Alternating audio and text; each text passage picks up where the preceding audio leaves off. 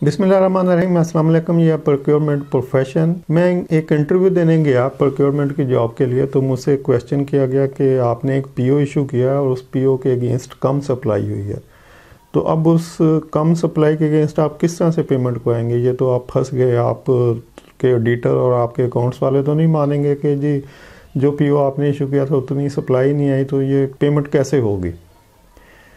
तो मैंने उन्हें जवाब दिया कि जी दो तरह की सप्लाई कम हो सकती है।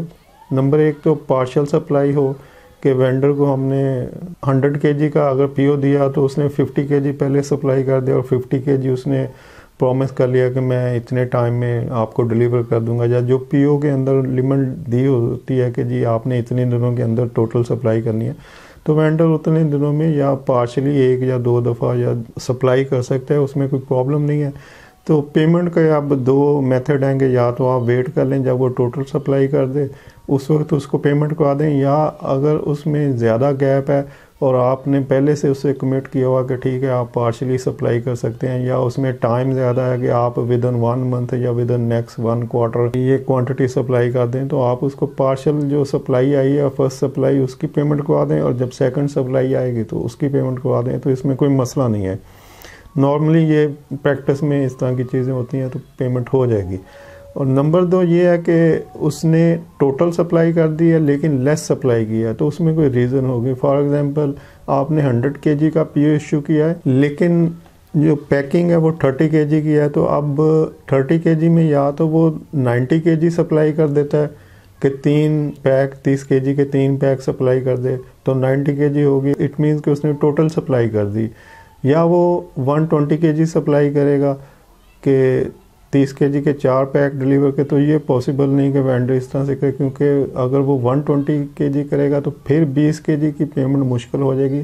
या तो वेंडर 20 केजी का पहले पीओ इशू करवाए और फिर सप्लाई करे, या वो 90 केजी करे। तो जो गुड पोजीशन है उसके लिए वो यही है कि वो 90 केजी डिलीवर करके उसको क्लोज कर दे कि जी मैंने टोटल सप्लाई कर दी है।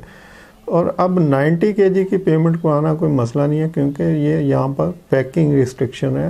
तो आप इस तरह की चीज़ें आप पीओ इशू करने से पहले डिसाइड करते हैं, या पहले आप एंड यूज़र से पूछते हैं कि भाई 30 केजी का पैक है तो आप 100 केजी क्यों मांगे, या आप 90 केजी डिमांड करें या 120 केजी करें। अगर आपने पीओ इशू कर दिया तो फिर आप जो लेस साइड पे क्वांटिटी होगी उसको एक्सेप्ट कर लेंगे, और 100 केजी के पीओ के अगेंस्ट 90 केजी के 3 पैक अगर आते हैं तो ये वर्केबल प्रैक्टिस है। आप 90 केजी की पेमेंट आसानी से करवा सकते हैं। इसमें ना ऑडिटर को प्रॉब्लम होगा ना अकाउंट्स वालों को होगा, क्योंकि यहाँ पे पैकिंग रिस्ट्रिक्शंस है। तो ये एक्सप्लेनेशन बताने का मकसद ये था कि आपको अगर इंटरव्यू में इस तरह के, क्योंकि इंटरव्यू में क्वेश्चन को कुछ इस तरह से घुमा फिरा के कुछ टेक्निकल अंदाज में इस तरह से किया जाता है कि आपके नॉलेज में होता है, आपकी प्रैक्टिस में वो चीज़ें होती हैं, आपको समझ होती है कि ये इस तरह से ये चीज़ें एप्लीकेबल हैं, ये चीज़ें प्रैक्टिस में चल रही हैं, ये मेरे एक्सपीरियंस में है, या ये नॉर्मल रूटीन में सबके एक्सपीरियंस में होती हैं। तो लेकिन आपसे जब क्वेश्चन किया जाता है तो वो इस तरह से इंसिस्ट करते हैं, जोर लगाते हैं कि नहीं ये जो आप बता रहे हैं ये तो गलत है, ये तो गलत है। तो अगर आप समझ रहे हैं कि आप जो बता रहे हैं ठीक है और ये चीज़ें प्रैक्टिस में आपने की हैं, तो आप उस पर डिटर्मन रहें और आप अपने जवाब पे मुतमईन रहें। मकसद आपको पजल करना होता है, ये गड़बड़ा जाए, डगमगा जाए, और यही वो जज करना चाहते हैं कि अगर आप डगमगा रहे हैं तो इसका मतलब कि वो चीज़ आपके हाथ से नहीं गुजरी, वो आपकी प्रैक्टिस से नहीं गुजरी, तो इसका मतलब आपका नॉलेज एक्सपीरियंस कम है उस जॉब के लिए।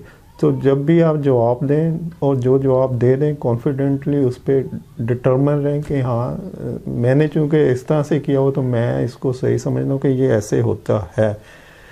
तो मकसद बताने का यही था कि जब भी आप इंटरव्यू में जाएं तो इस तरह के कुछ टेक्निकल क्वेश्चन होते हैं कि जहाँ पे वो ये देखना चाहते हैं कि आपका नॉलेज एक्सपीरियंस कितना किस टाइप का है और आप क्या आप एक्सप्लेन करते हैं।